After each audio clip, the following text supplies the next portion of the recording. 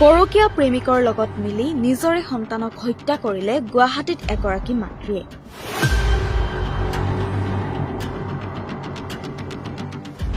পুত্ৰক টিউচনৰ পৰা আনি প্ৰেমিকৰ সৈতে মিলি হত্যা কৰি চুইটকেছত ভৰাই মৃতদেহ পেলাই দিয়ে ঘন জংঘলত।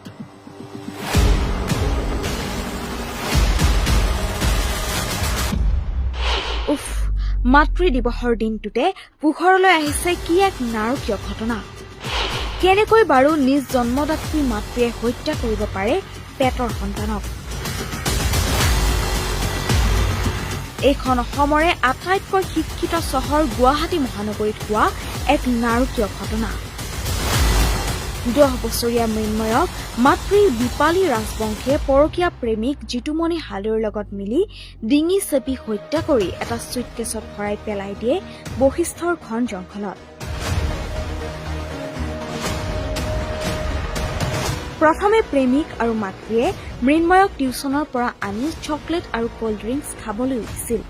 তাৰ পিছত দুয়ো মিলি তাক ডিঙি চেপি হত্যা কৰি এটা ট্ৰলি বেগত ভৰাই বাইকত নি পেলাই দিয়ে ঘন জংঘলত। ইফালে নাটকীয়ভাৱে মাতৃয়ে পুত্ৰ হেৰাইছে বুলি ফেচবুকতো লিখিছিল। প্ৰথম স্বামীৰ সৈতে বিবাহ বিচ্ছেদ কৰা মাতৃ দীপালীৰ জিতুমণিৰ সৈতে আছিল পৰকীয়া প্ৰেম।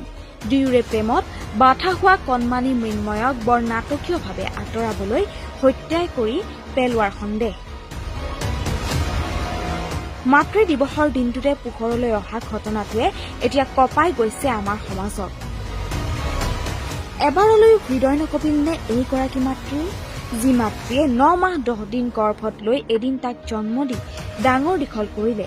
সেই মাতৃৰ এবাৰো মমতা নাজাগিল নে নিজ সন্তানৰ প্ৰতি?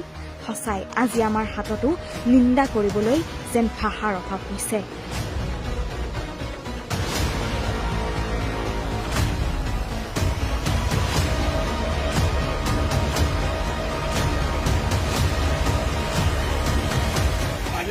আপুনি জড়িত হয়নে নহয় এইটো কওকচোন।